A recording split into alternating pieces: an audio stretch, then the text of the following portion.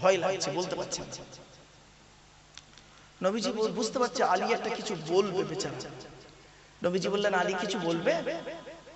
বলছে, বলবো কি, ফতেমার একটু কাজে কষ্ট হয়, যদি আপনি দুটো কাজের মানুষ দিতেন তাহলে ফতেমার কাজে সহযোগিতা হতো, সুবিধা হতো। নবীজি বললেন, আচ্ছা ঠিক আছে, আমি ফতেমার সঙ্গে কথা বলে নেবো, আপনি যাও। তো নবীজি এসে ফতেমাকে কি বলছে এবার শুনুন। ফতেমাকে বলছে, ফতেমা তুমি সারাদিন অনেক কাজ করো তাই না, সংসারের কাজ করো, স্বামীর সেবা করো, খুব কষ্ট হয়, তো দুটো কাজের মেয়ে দিলে খুব ভালো হয়। তা ফতেমা বলছে, জি হ্যাঁ। নবীজি বললেন যে, মা তোমাকে দুটো কাজের মেয়ে না দিয়ে দুটো উত্তম কথা বলবো, যে কথা দুটো দুনিয়াতেও উপকার। এই বাচ্চা,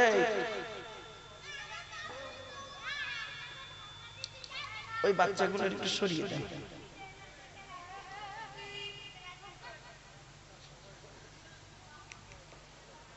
বাপেরা, কথাগুলো খুব গুরুত্বপূর্ণ কথা, আপনারা প্র্যাকটিক্যাল করবেন। আমরা ওয়াজ শুনি, তো ওয়াজ শুনে প্র্যাকটিক্যাল করি, এই জন্য আমরা এত পিছিয়ে। আর সাহাবীরা ওয়াজ শুনে কি করতেন জানেন? প্র্যাকটিক্যাল করতেন। পার্থক্য এই জায়গায়, আমরা ওয়াজ শুনে আমল করি না, আর সাহাবীরা ওয়াজ শুনে আমল করতেন, শুনতেন সঙ্গে সঙ্গে আমলে পরিণত করতেন। এইটা একটা শুনুন।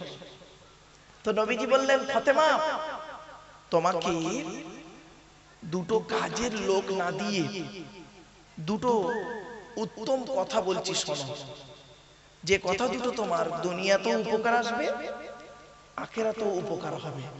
বলছি বলুন। নবীজি বললেন, সুবহানাল্লাহি ওয়া বিহামদিহি সুবহানাল্লাহিল আযীম। মা, চলার জীবনে যখন তুমি পরিশ্রম করবে, এই তাসবিহটা পড়বে, দেখবে আল্লাহ তোমার সকল কষ্ট এই তাসবিহ পড়ার কারণে আল্লাহ সমাধান করে দেবে। জোরে বলুন। তো মা ফাতেমা আমল করতেন। আচ্ছা, এটা তো মা ফাতেমা আমল করেছেন, আপনি একবার করে দেখেন, কালকে থেকে করে দেখেন, সুবহানাল্লাহি ওয়া বিহামদিহি সুবহানাল্লাহিল আযীম। দেখবেন এই আমলটা মারাত্মক আমল। কোন সমস্যায় পড়েছেন, একে ধরবেন ওকে ধরবেন, সমাধান করার মালিক কে? আল্লাহ। এই তাসবিহটা পড়ে আল্লাহ আপনার রাস্তা বলে দেবে, ব্রেনে এনে দেবে, হৃদয়ে জাগিয়ে দেবে। বাড়িতে গিয়ে প্র্যাকটিক্যাল করবেন। রাতে ঘুমানোর সময় 10 বার পড়ে ঘুমাবেন, ঘুম থেকে উঠে 10 বার পড়বেন, 10 বার দরুদ শরীফ পড়বেন, 10 বার আস্তাগফিরুল্লাহ পড়বেন। আচ্ছা বলেন, আল্লাহ নবী থেকে আমরা নিষ্পাপ? বলুন। আল্লাহ নবীর আগে পরের আল্লাহ গুনাহ সব মাফ করে দিয়েছে। সুবহানাল্লাহ। কদ গফারাল্লাহু লাকা মা তাকাদ্দামা মিন যামবিকা ওয়া মা তাআখারা। আল্লাহ পাক নবীর আগে পরের গুনাহ মাফ করে দিয়েছে। কিন্তু নবী কি করতেন জানেন? রাসূল করতেন কি? সারা দিনে 70 বার করে তওবা ইস্তেগফার পড়তেন। জোরে বলুন সুবহানাল্লাহ। যার আগে পরের গুনাহ আল্লাহ মাফ করে দিয়েছে, তিনি 70 বার করে তওবা ইস্তেগফার পড়তেন প্রতিদিন। আর আমরা 7 বারও পড়ি না। 70 বার তো দূরের কথা, 7 বারও পড়ি না। জীবনে কত গুনাহ করেছি সারা দিনে তার কোনো ঠিক নেই। আমার বাপেরা, বাড়িতে গিয়ে প্র্যাকটিক্যাল করবেন। আমার ওয়াজ হচ্ছে কি জানেন? আমার বেশি শ্রোতা লাগবে না। আমি বলছিলাম যে আমার বেশি শ্রোতা দরকার নেই, যে কজন আছেন এই কজন একটু শুনে আমল করেন, আমার 1000টা শ্রোতার থেকেও বেশি। 10,000 ভণ্ড শ্রোতার থেকে 50 জন শুননেওয়ালা শ্রোতার দাম আছে। ঠিক না ঠিক? তো আজকে আপনাদের কাছে আমি বেশ কিছু কথা আপনাদেরকে বলবো, টু দি পয়েন্টের উপরে কথাগুলো শুনবেন। সুবহানাল্লাহি ওয়া বিহামদিহি সুবহানাল্লাহিল আযীম। এই তাসবিহটা সব সময় পড়বেন আপনারা, সব সময় চলতে ফিরতে উঠতে বসতে পড়বেন। আর স্ত্রীদেরকে বলবেন, মেয়েকে পড়তে বলবেন, আপনার বউকে পড়তে বলবেন, বাচ্চাদেরকে এইটা শেখাবেন, এই তাসবিহটা শেখাবেন, সুবহানাল্লাহি ওয়া বিহামদিহি সুবহানাল্লাহিল আযীম, বাচ্চাদেরকে শেখাবেন। চল চল চল। মুআজ্জাজ মুকাররম শুধু সম্মানিত শ্রোতা মণ্ডলী, বাবাজিরা, গ্রামের সমস্ত মা বোনদের কাছে আমার একান্ত আবেদন নিবেদন, আপনারা দয়া করে মেহেরবানি করে পবিত্র কোরআনুল কারীমের মাহফিলে হাজির হয়ে যান। আর কোরআন হাদিসের কথাগুলি শুধু শুনলে হবে না, হৃদয়ে গেঁথে নিন। বুঝতে না পারলে আমাকে বলুন, আমি চেষ্টা করব আপনাদেরকে বোঝানোর জন্য। আজকের আলোচনার বিষয়বস্তু কি? দাঁড়ান বাবা,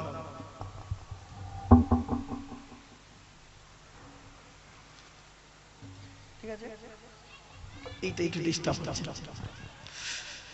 আজকের আলোচনার বিষয়বস্তু কি? আল্লাহর বিধান, এই কোরআন আমার হাতে। বাপেরা, এই কোরআন আল্লাহর বিধান, এর ভিতরে কি আছে আল্লাহ নিজেই বলছে, ওয়ালাকাদ সাররাফনা ফি হাযাল কুরআনি লিন-নাস মিন কুল্লি মাসাল।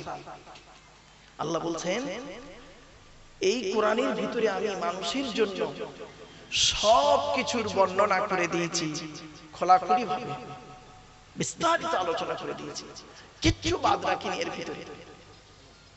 কিন্তু মানুষ কি করে? ওয়া কানাল ইনসানু আকসারা শাইইন জাদালা। মানুষ কি করে জানেন? খালি খামাখাই তর্ক বিতর্ক ঝগড়ায় পরিণত করে। আল্লাহ বলছে, আমি কোরআনের সবকিছুর বর্ণনা করে দিয়েছি। বাবা আস্তে, ওই কাই কাই আওয়াজটা বন্ধ করে দাও তো বাবা, ওই সাইসে আওয়াজ বন্ধ করে দাও। এখানে যে কজন আছে এই কজন যেন শুনতে পাও, ওই যথেষ্ট আমার। ওই মা বোনেরা ওখানে বসেছে, এপারে মা বোনেরা বসেছে, ওরা শুনলেই হবে। মাধ্যমিক পরীক্ষা কালকে, তাই তো মাইক খুব জোরে দেওয়ার দরকার নেই। এখানে যে কজন আছে শুনে নিন, যা শোনার দরকার হবে। এত কষ্ট করে জলসা দিয়েছে, এখানে বসে একটু শুনে যাক না।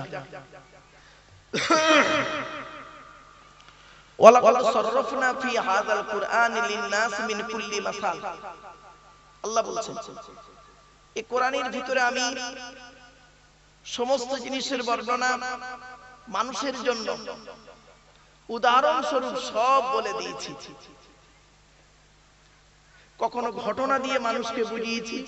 আল্লাহ বলছেন, ঘটনা ঘটনা ঘটনা দিয়ে মানুষকে বুঝিয়েছি। আবার ইতিহাসের কথা বলে মানুষকে বুঝিয়েছি, কিয়ামতের কথা বলে মানুষকে বুঝিয়েছি, আবার বাস্তব জীবনের কিছু কথা দিয়ে মানুষকে বুঝিয়েছি। মুসার কথা বলেছি, ফেরাউনের কথা বলেছি, নমরুদের কথা বলেছি, হারুনের কথা বলেছি, ইব্রাহিমের কথা বলেছি, আরো বলেছি, নূহ নবীর কথা বলেছি, কারুনের কথা বলেছি। মানে সব উদাহরণগুলো দিয়েছি একটা করে। আবার কি করেছি? কিয়ামতের ভয় দেখিয়েছি, জাহান্নামের ভয় দেখিয়েছি, আবার জান্নাতের সুসংবাদ দিয়েছি। জাহান্নামে গেলে এই এই এই এই এই এই অবস্থা, জান্নাতে গেলে এই এই এই এই সুখবর, সব বলে দিয়েছি। কিভাবে মানুষ চলবে পৃথিবীতে সবকিছু বর্ণনা করেছি। জন্ম থেকে মৃত্যু পর্যন্ত একটা জীবন, এই জীবনটা সুন্দর করে বুঝিয়েছি কোরআনের মধ্যে। আবার মৃত্যুর পরে একটা জীবন কিভাবে থাকবে সেটাও বলে দিয়েছি। কিয়ামতের মাঠে বিচার কিভাবে হবে তাও বলে দিয়েছি। তথাপিও মানুষ কি করে? ওয়া কানাল ইনসানু আকসারা শাইইন জাদালা। তবুও মানুষ, বেশিরভাগ মানুষ তারা কি করে? তর্ক বিতর্ক করে নিজেদের মধ্যে, ঠিক না বেটা? আল্লাহ বলছে, আমি সব বলে দিয়েছি এর ভিতরে। আল্লাহ বলছে, আমার কথা বুঝতে পারবি তোরা? আমার কথা বুঝতে পারবিনি তোরা, কোরআনের ভাষা তোরা বুঝতে পারবিনি। কোরআনের ভাষা বোঝার জন্য একজন গাইডার পাঠিয়েছি, টিচার পাঠিয়েছি, টিচার পাঠিয়েছি, সেই তোদের শিক্ষা দেবে। আবার যাতা টিচার করিনি তাকে, পৃথিবীর শ্রেষ্ঠ টিচার করে পাঠিয়েছি তাকে, তার নাম মুহাম্মদ মুস্তাফা সাল্লাল্লাহু আলাইহি সাল্লাম। তাহলে কোরআন হলো গাইড বুক আর মুহাম্মদ সাল্লাল্লাহু আলাইহি সাল্লাম হলো গাইডার। গাইড বুক আর গাইডার, এই দুটো যদি আমরা মেনে চলি তাহলে আমাদের মধ্যে কোনো ঝগড়া থাকবে না, মারামারি হবে না, সমস্যাই হবে না। আমরা কোরআনটাকেও পড়িনি, হাদিসগুলোও গবেষণা করিনি, কোরআন হাদিসকে বাদ দিয়ে অন্য তৃতীয় কোন চতুর্থ পঞ্চম কোন ব্যক্তির কথাকে নিয়ে নিজেদের মধ্যে মারামারি করছি। ঠিক না বেটি?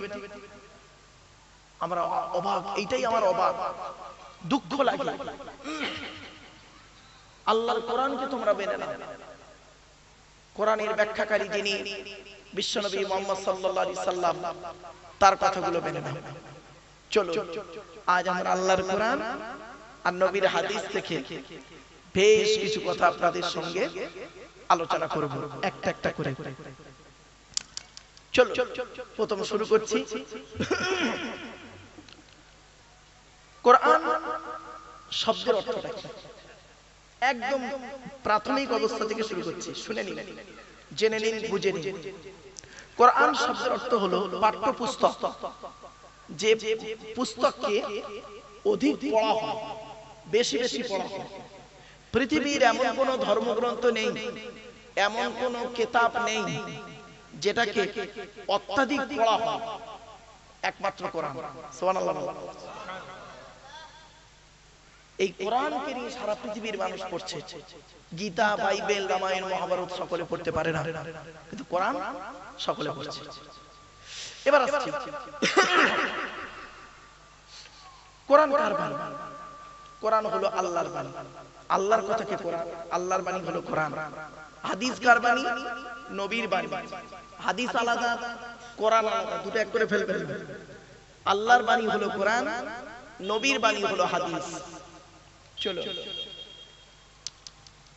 এরপর আসছি আল্লাহর পরিচয় কটা।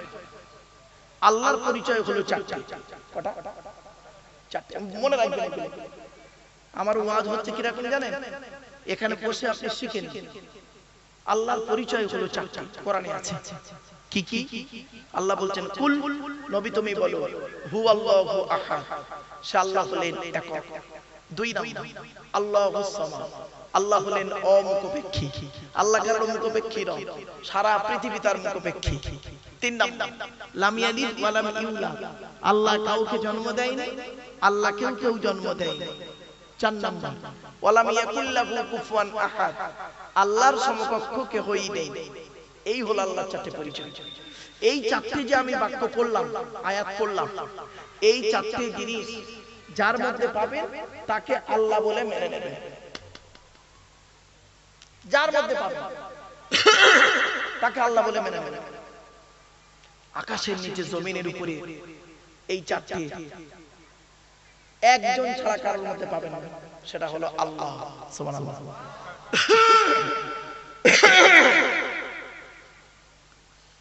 সৃষ্টিকর্তা হতে গেলে এই চারটি গুণ থাকতে হবে, তবেই সে সৃষ্টিকর্তা হতে পারবে। এক নম্বর, তিনি কি একক? আপনি যদি বলেন আমি সৃষ্টিকর্তা, তা আপনি কি একক? দুই নম্বর, আল্লাহুস সামাদ, সৃষ্টিকর্তা তিনি হবেন যিনি কারোর মুখপেক্ষী নন। তা আপনি কারোর মুখপেক্ষী নন, আমরা কারোর মুখপেক্ষী নই। ছোটবেলায় মায়ের মুখপেক্ষী ছিলাম, মা কখন দুধ দেবে নইলে খাচ্ছি। আর বড় হয়ে, বুড়ো হয়ে বৌমার মুখপেক্ষী, বৌমা কখন ভাত দেবে তাই খাবো।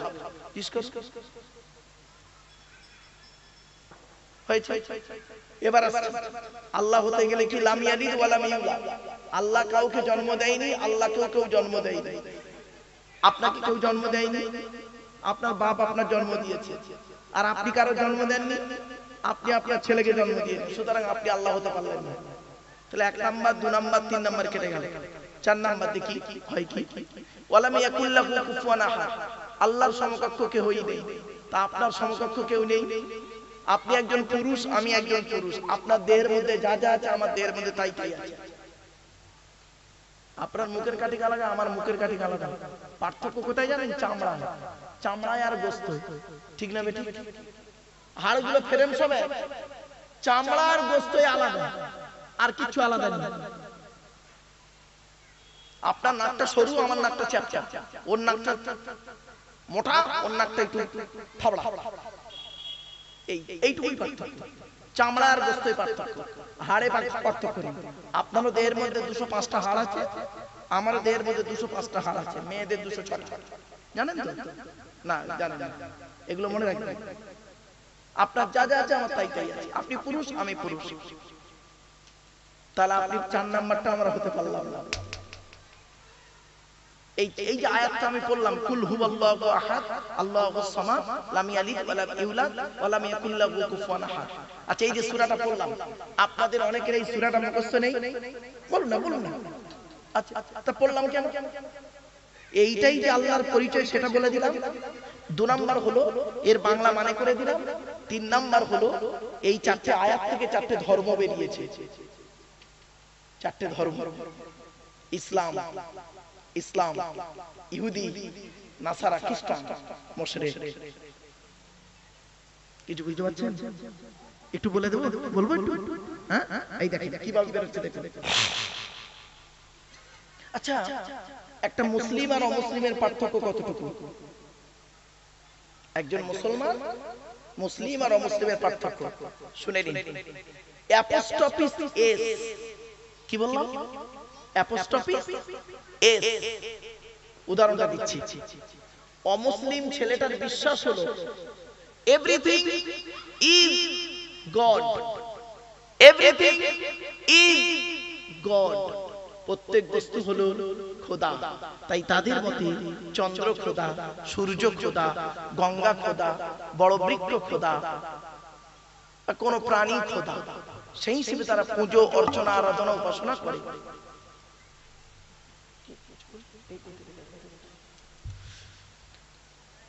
পুজো অর্চনা আরাধনা উপাসনা করে, ঠিক না বেটা? আরে ভাই বলুন। তারা কোন বৃক্ষকে পুজো করে না? চন্দ্রকে পুজো করে, সূর্যকে পুজো করে, অগ্নি দেবতা আগুনকে পুজো করে, ইত্যাদি। কোন প্রাণীকে পুজো করে, তাদের বিশ্বাস এভরিথিং ইজ গড, প্রত্যেক বস্তু হলো খোদা। অমুসলিম ছেলেটার বিশ্বাস। আর মুসলিম ছেলেটার বিশ্বাস কি জানেন? চমকে যাবেন, দেখুন। মুসলিমদের বিশ্বাস হলো everything is god, everything is god, প্রত্যেক বস্তু হলো খোদার। চন্দ্র খোদার, সূর্য খোদার, গঙ্গা খোদার, তুমি খোদার, আমি খোদার। কুল হুয়াল্লাহু আহাদ। সুবহানাল্লাহ। হলো? এবার আসছি ইহুদিদের আর খ্রিস্টানদের ধারণা কি জানেন? ইহুদি খ্রিস্টানরা বলে উজায়ের আল্লাহর বেটা। অকালাতিল ইয়াহুদু উজাইর ইবনুল্লাহ, সূরা তাওবা 30 নম্বর আয়াতে ইহুদিরা বলতো উজায়ের হলো আল্লাহর বেটা। আর খ্রিস্টানরা, নাসারারা বলে অকালাতিন নাসারাল মাসীহ ইবনুল্লাহ। খ্রিস্টানরা হলো, নাসারারা হলো, তাদের ইচ্ছা, তাদের ধারণা ঈসা হলো আল্লাহর বেটা। আল্লাহ নিজেই বলেছেন লাম ইয়ালিদ ওয়া লাম ইউলাদ, আল্লাহ কাউকে জন্ম দেয়নি, আল্লাহ কেউ জন্ম দেয়নি। ব্যাস। তাহলে দ্বিতীয় গেল, তৃতীয় গেল। 4 নাম্বারটা কি? ওয়া লাম ইয়াকুল লাহু কুফুয়ান আহাদ, আল্লাহর সমকক্ষ কেউই নেই। এটাই পার্থক্য। অনেকে কি করে জানেন? শুনে নিন। অনেকের ধারণা হলো আল্লাহ একা সব কাজ করতে পারে না, অন্যান্যরা মিলে সকলে এক কাজ করে। আল্লাহ বলে এটা সবথেকে কঠিন পাপ কাজ। আমি সবকিছু করি, আমার সঙ্গে কেউ নেই, আগে নেই, পিছে নেই, সামনে নেই, আর পেছনে নেই, ডাইনে নেই, বাইরে নেই, উপরে নেই, নিচে নেই, আমি সব করি। আমি যাদের অর্ডার দিই তাদের মাধ্যমে করি। কিছু বুঝতে পারছেন? আর কিছু মানুষের ধারণা হলো আল্লাহ একা সব কাজ করতে পারে না, সকলে মিলে করে, একে বলে শিরিক। শিরিক আমার বাপেরা শুনে রেখে দিন, আল্লাহর সঙ্গে শিরিক করবেন না, শিরিককারীর গুনাহ আল্লাহ মাফ করবে না। অন্য গুনাহ আপনি ব্যভিচার করেছেন, মিথ্যা কথা বলেছেন, চুরি করেছেন, ডাকাতি করেছেন, মদ খেয়েছেন, সুদ খেয়েছেন, এই গুনাহ মাফ করলে করতে পারে আল্লাহ, কিন্তু শিরিককারীর গুনাহ আল্লাহ মাফ করবে না। খবরদার শিরিক করতে যাবেন না। শিরিক হলো সবথেকে বড় গুনাহ। ইন্না শিরকা লাযুলমুন আযীম। শিরিক হলো সবথেকে বড় গুনাহ, অত্যাচার। আচ্ছা, আপনারা কেউ শিরিক করেন? আল্লাহর সঙ্গে কাউকে শরীক করেন? শিরক কাকে বলে? কোন ব্যক্তি বা বস্তুকে আল্লাহর সঙ্গে তুলনা করা। আমার ভাষা বুঝতে পারছেন? শিরক কাকে বলে? কোন ব্যক্তি বা বস্তুকে আল্লাহর সঙ্গে তুলনা করা। তা আপনারা কি কোন ব্যক্তি বা বস্তুকে আল্লাহর সঙ্গে তুলনা করেন? জোরে বলো। তাহলে কেন এই কথাটা বলেন, जो खुदा का वही नबी है, नबी खुदा से जुदा नहीं? এই কথাটা কেন বলেন যে আল্লাহ সেই নবী, जो खुदा का वही नबी है, যে আল্লাহ সেই নবী? তাহলে এটা শিরকের কথাবার্তা নয়। যারা এই ধরনের কথা বলে তাদের সঙ্গে মুসলমানদের কোনো সম্পর্ক থাকতে পারে না। আরেকটা বলছি, আপনারা শিরিক করেন? বলুন বলুন বলুন। করেন না তো? করেন না তো? আর জোরে বলুন, করেন না? এই দেখেন কিভাবে করছেন, দেখুন। আপনারা কসম খান, কসম কসম বলে না? হ্যাঁ, আল্লাহর কি খাচ্ছে তো? এই দেখেন আল্লাহর নবী বলেছেন, শুনে নিন খবরদার, এই মা বোনেরা শুনে নিন, আল্লাহর নবী বলেছেন, মান হালাফা বিগাইরিল্লাহি ফাকাদ আশরাকা। মান হালাফা বিগাইরিল্লাহি ফাকাদ আশরাকা। যে ব্যক্তি আল্লাহ ছাড়া অন্যের নামে কসম করবে সে মুশরিক হয়ে যাবে। আপনি যদি বলেন আল্লাহর কসম, ঠিক আছে, আল্লাহ ছাড়া অন্য কারোর কসম খেলে মুশরিক হয়ে যাবে, নবী বলেছেন। পীরের কসম, মাজারের কসম, বাপের কসম, মায়ের কসম, ছেলের কসম, মেয়ের কসম, মালের কসম, ব্যবসার কসম, ভালোবাসার কসম, কোন কসম চলবে না, আপনি মুশরিক হয়ে যাবেন বাবা। এজন্য আপনাদের বলে যাচ্ছে, এই মা বোনেরা শুনে নিন, কসম যখন করবেন আল্লাহ বলে কসম করবেন, আল্লাহর কসম। আর যদি কসম না করেন তাহলে অন্য কারোর কসম করবেন না। পীরের কসম, মালের কসম, মাজারের কসম ইত্যাদি ইত্যাদি কোনো কসম করবেন না। আল্লাহর নবী বলেছেন, মান হালাফা বিগাইরিল্লাহি ফাকাদ আশরাকা। যে ব্যক্তি আল্লাহ ছাড়া অন্যের নামে কসম করবে ও মুশরিক হয়ে যাবে। আমার বাপেরা, সকলের গুনাহ আল্লাহ maaf করবে, শিরককারীর গুনাহ আল্লাহ maaf করবে না। ইন্নাল্লাহা লা ইয়াগফিরু আন ইউশরাকা বিহি ওয়া ইয়াগফিরু মা দুনা যালিকা লিমান ইয়াশা। আল্লাহ বলেন, অন্যান্য গুনাহ আমি ইচ্ছা করলে maaf করলে করতে পারি, কিন্তু শিরককারীর গুনাহ maaf করব না, যে আমার সঙ্গে কোন ব্যক্তি বা বস্তুর তুলনা করে। আমার বাপেরা, একটা জিনিস আপনারা আজকে শুনে যান, যেখানে শিরকের গন্ধ থাকবে সেখান থেকে সরে আসবেন। শিরকের গন্ধ যেখানে থাকবে সেখান থেকে চলে আসবেন। চল না কি যাচ্ছি। এবার আসছি আমরা আল্লাহর কোরআন। আল্লাহর কথা হলো কোরআন। কোরআনের পরিচয়টা কি ভালো করে শুনে নিন। কোরআন আল্লাহর তরফ থেকে জিবরাইলের মাধ্যমে হযরত মুহাম্মদ সাল্লাল্লাহু আলাইহি ওয়াসাল্লামের উপরে আরবের মক্কা নগরে নিকটবর্তী একটি গুহা, হেরা নাম, কি বললাম, হেরা গুহা, 610 খ্রিস্টাব্দে 1 ফেব্রুয়ারি সোমবার। আজকের কত খ্রিস্টাব্দ? 2025 খ্রিস্টাব্দ 14 ফেব্রুয়ারি শুক্রবার, মাইনাস প্লাস করুন, 610 খ্রিস্টাব্দে 1 ফেব্রুয়ারি সোমবার কোরআনের প্রথম আয়াত নাজিল হলো, ইকরা ইকরা, পড়ো পড়ো পড়ো। কোরআনে আছে 92 জায়গায় লেখাপড়ার কথা। কত কত কত? 82 জায়গায়, বিভিন্ন দিক থেকে 82 জায়গায় বলা হয়েছে নামাজের কথা। তাহলে কোন সংখ্যাটা বেশি, 82 না 92? তাহলে লেখাপড়ায় পিছিয়ে কেন?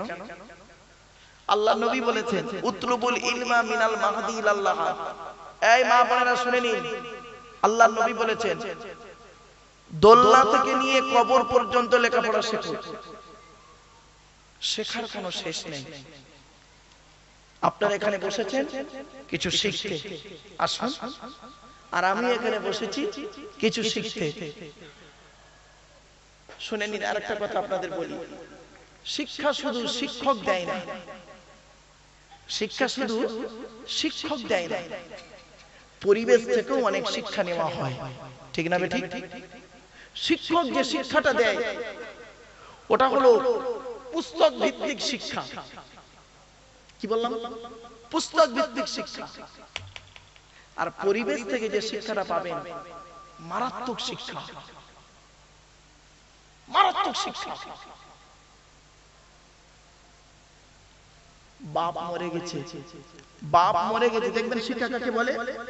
বাপ মরে গেছে, চাচার বাড়িতে 5 বছর থেকে দেখবেন।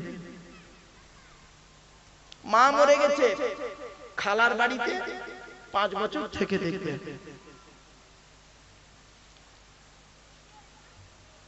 বাম্মা মরে গেছে, বোনের বাড়িতে 5 বছর থেকে দেখবেন। ওখান থেকে যে শিক্ষাটা পাবেন আপনি, পৃথিবীর কেউ ওই শিক্ষা দিতে পারবে না আপনার, ঠিক না বেটি? জ্বালা যন্ত্রণা, মুখ দেখানি, মুখ দেখানো, ইত্যাদি ইত্যাদি শিক্ষা।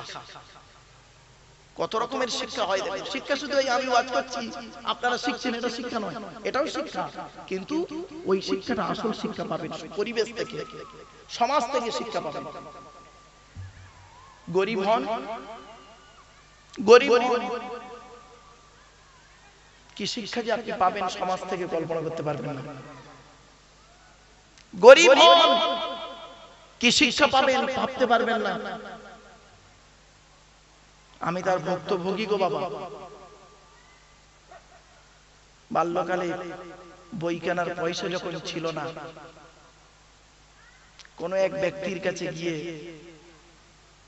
বইয়ের যখন কথা বলা হলো, সে মানুষটা বলেছিল লেখাপড়া করে চাকরি পাবি, মেটিয়াপুরু যে দর্জির কাজ করতে পারিস না? মেটিয়াপুরু জানেন তো দর্জির কাজ হয়? মেটিয়াপুরু যে দর্জির কাজ করতে পারিস না, লেখাপড়া করে চাকরি পাবি। 2000 সালে যখন আমি ওয়াজ করছি, সেই লোকটা সামনে বসে আছে, সামনে বসে আছে। আমি কিন্তু চিনতে পেরেছি, ও লোক চিনতে পারে না। সামনে বসে আছে, পিতামাতার ওয়াজ করছি, হাউ হাউ করে কাঁদছে। স্টেজ থেকে ওয়াজ হয়ে গেছে, আমার জড়িয়ে ধরে বলছে বাবা তুমি কোন মায়ের সন্তান জানি না, কোন বাপের জন্ম দেওয়া সন্তান আমি জানি না, তবে তুমি আজকের বাম্মার যে ওয়াজটা করলে আমার চিরজীবন মনে থাকবে। আমি ছেলেদেরকে মানুষ করেছি, আমার ছেলেরা আমাকে দেখে না, তারা সব আলাদা হয়ে গেছে, আমি আর আমার স্ত্রী দুজনে আলাদা রান্না করে খাই। মনে মনে বলছিলাম বাবা তুমিই তো একদিন বলেছিলে লেখাপড়া করে চাকরি পাবি, মেটিয়াপুরে যে দর্জির কাজ করতে পারিস না। মনে মনে বলছি, কিছু আর বলিনি। লোকটা মারা গেছে। তাই জন্য শিক্ষা কোথায় হয় দেখুন, পরিবেশ থেকে যে শিক্ষা পাবেন মারাত্মক। দারিদ্রতার মধ্যে যে শিক্ষা পাবেন, দারিদ্রতার মধ্যে যে শিক্ষা পাবেন ভাবতে পারবেন না। এজন্য আমি বলছি আপনাদেরকে, এই জলসায় যে শিক্ষা পাবেন আর তার থেকে বেশি শিক্ষা পাবেন পরিবেশ থেকে। স্কুলে একজন ছাত্র যে শিক্ষা পায় তার থেকে বেশি শিক্ষা পরিবেশ থেকে পেয়ে যাবে। চলুন একটা একটা করে আপনাদেরকে তুলে ধরি। কোরআনের পরিচয় হলো, দিতে দিতে আমি চলে গেছিলাম। কোরআনের ভিতরে কি আছে? 30টা পারা, 540টা রুকু, 114টা সূরা, 14 থেকে 15 খানা সাজদা, 7টা মানজিল, 8 থেকে 12 খানা সাক্তা, 6666টা আয়াত, 3 লক্ষতে কেউ বলেছেন 6236টা। এটা নিয়ে আবার মারামারি করবেন না। 6666টা আয়াত, কেউ বলেছেন 6236টা আয়াত, 3,23,215টা অক্ষর। এ কোরআন 22 বছর 9 মাস কয়েকদিন, কম বেশি 23 বছর ধরে কোন ঘটনাকে কেন্দ্র করে, কোন ব্যক্তিকে কেন্দ্র করে, কোন বস্তুকে কেন্দ্র করে, কোন জায়গাকে কেন্দ্র করে কোরআনের আয়াতগুলো নাযিল হয়েছে। 6000 আয়াত নাযিল হয়েছে, 12000 জায়গায় নাযিল হয়েছে। জোরে বলুন সুবহানাল্লাহ। একটা বলবো ভাই, একটা বলবো, হ্যাঁ একটা বলছি, শোনো, চমকে যাবে। আজকে আমি স্টেজে ওঠার আগে আমাকে একটু ইঙ্গিত দিল, একটা মশলা জিজ্ঞাসা করলো। সেই মশলাটা ওইখানে না বলে এখানেই বলছি। আল্লাহ নবী একজন জাদু করেছিল, আল্লাহ নবীকে জাদু করেছিল। জাদু বোঝেন তো ভাই, বলুন না। আল্লাহ নবীকে জাদু করেছিল একজন ব্যক্তি। লোকটার নাম কি জানেন? লাবিদ বিন আসিম। লাবিদ বিন আসিম বলে একজন লোক নবীকে জাদু করেছিল। তো জাদু করার পরে নবীজি শরীর খুব ভেঙে যাচ্ছে। আবু বকর, ওমর, উসমান, আলী আর নবীর স্ত্রীরা, আরো বাড়ি এলাকার মানুষেরা, সাহাবীরা সব পাগল। নবীজি অসুস্থ হয়ে যাচ্ছেন, কি করে সারবে? তো অনেক কিছু করার পরে নবীজি একদিন শুয়ে আছেন। ঘটনাটা শুনে নিন, এই মা বোনেরা ভালো করে শুনে নিন ঘটনাটা। নবীজি শুয়ে আছেন, শুয়ে আছেন, ঘুমাননি, চোখ দুটো বন্ধ, জেগে আছেন কিন্তু চোখ দুটো বন্ধ। উনি বুঝতে পারছেন পায়ের দিকে একজন ব্যক্তি এসে দাঁড়ালো, মাথার দিকে একজন ব্যক্তি এসে দাঁড়ালো। পায়ের দিকের ব্যক্তিটা মাথার দিকের ব্যক্তিকে প্রশ্ন করছে, ইনি কে? মাথার দিকের ব্যক্তিটি বলছে, ইনি মুহাম্মাদুর রাসূলুল্লাহ। একটা নবীজি শুনছেন, নবীজি কোনো কথা বলেনি, শুনছেন। পায়ের দিকের ব্যক্তিটা আবার প্রশ্ন করছে, এনার কি হয়েছে? মাথার দিকের ব্যক্তিটা বলছে, এনাকে জাদু করেছে। আবার প্রশ্ন করছে, এনাকে কে জাদু করেছে?